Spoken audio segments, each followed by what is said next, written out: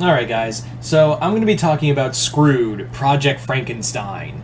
This was a comic that was recently sent to me by my good friend Chris, aka the Mount Vernon Kid. Chris, thank you once again for this. And yeah, we're going to talk about, this comic. This is from Zenescope. It was written and drawn by Tyler Kirkman, who most of you guys would know best for, like, work on, like, Green Lantern. He also did, like, a lot of stuff for DC. And yeah. So Zenescope, I've really enjoyed a lot of the stuff Chris sends me from Zenescope. There is a margin of stuff that's just kind of bland or bad, and this kind of unfortunately falls into that. See, okay, so let's get into it. So Screwed is about this young girl named Anne Gallo who has been kidnapped and killed and stitched back together by an unknown scientist, and now she sees the world. Whenever she gets agitated or in danger, she sees the world as monsters and goes into a violent spree, but also needs electricity to keep herself charged up. We also have a young FBI agent named Aaron Scott who is dealing with the trauma of nearly being killed by a serial killer and is trying to help Anne with all of this. But among all this, we have a villain named Suture who is working for the main villain of the story in order to find Anne and bring them back for nefarious purposes. This comic tries to do, like, it does stuff and, like, it doesn't make sense. Like, that's the problem with this book, is that it tries to do stuff and it's kind of like, oh, okay. Like, there's this moment where Erin is trauma dumping when she was nearly raped and murdered by the serial killer, who, spoiler, is the villain Suture, because you figure that out real fast. Like, I don't even care if I spoil that. It's literally, like, telegraphed to you in the first issue. Like, you figure it out from one moment. Like, there's a moment where he's, like, when they introduce Aaron in the comic, they're like, yeah, you know, he's dead, he can't come back. I'm like, oh, so Suture's the serial killer who tried to kill her, and lo and behold, it is, because it's so fucking obvious. But yeah, getting back to that is that Aaron is basically explaining, like, why she had to leave the Force for a bit and why she was traumatized the way she was, and right after that, Anne starts to make out with her. I understand that, like, Zenescope has this thing about having a lot of lesbian relationships in the comics, and a lot of them are done very well.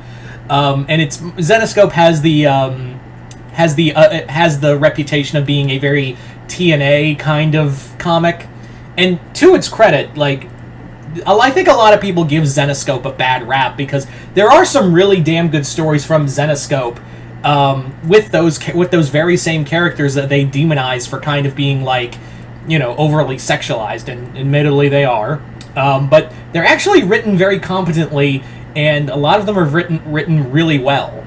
But there are these. This comic right here is the embodiment of what people think Zenescope is, of, like, having bad writing and a lot of sexy women, you know, in compromising poses.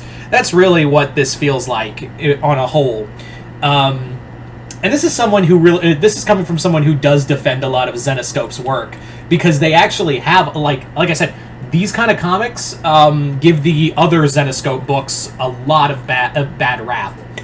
And the artwork from Tyler Kirkman, he isn't well-known for an artist.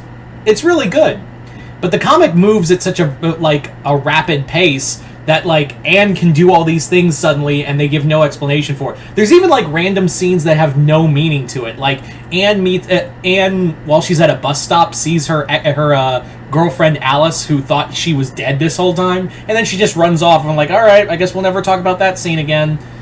And then Anne and Aaron are in a relationship for no reason, just because they share a kiss after she tells him, oh, I was nearly raped. Oh, that's cool. Let me make out with you real quick. I'm like, what?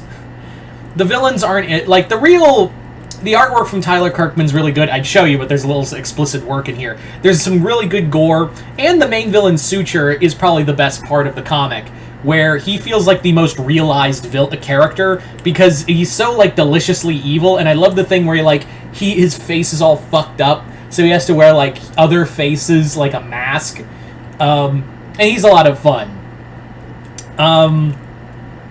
This really this really is not. If you were looking for a Zenescope book, and I'm sorry that like the lighting isn't good for this for this cover, but yeah, if you're looking for like a good Zenescope book, this is not where I would go. Maybe the Wonderland books would be more suited for you. I actually would recommend the Wonderland storyline, because that really is a phenomenal story. I would also recommend like the Robin Hood comics. Those are really good. But this is not something I would recommend. In no way, shape, or form would I recommend Screwed Project Frankenstein. So, yeah, like I said, I hate to shit talk these books because Chris sends me these comics out of pocket. But he always tells me, you know, be honest. And, yeah, just, Zenescope is usually a hit for me, but there are a few times where it's a miss, and this was one of those times. But anyway, so there you go, guys. Once again, I'd like to thank Chris for sending me this comic regardless. And yeah, if you guys have read this book, let me know in the comments below what you guys think of it. Other than that, hope you all enjoyed this. I'm Mr. Multiverse. I'll see you next time in the Multiverse.